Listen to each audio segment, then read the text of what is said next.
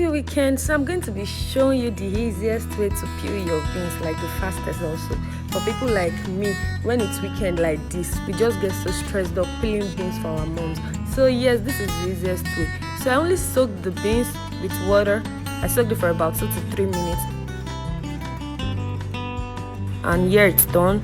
So I poured out the water and replacing it with another one to help me blend it. So cover it up straight to your blender. So let's blend, or let's peel. So you're going to be putting it in your blender and you're going to be turning on your blender and turning it off for just about a second each at intervals. Just a second is enough. If you're leaving it for more than a second, like, it's going to blend the beans and you don't want that to happen. So I'm done with that now. I'm just turning it off, washing it to my own consistency till you feel, oh, this is okay for me. So yeah, I'm done with that now, and this is what it looks like. You see how fine it is, like no stress at all. Just chew your blender and your beans. That is all. So we're done. Thank you for watching. Happy weekend and have an amazing one. Bye.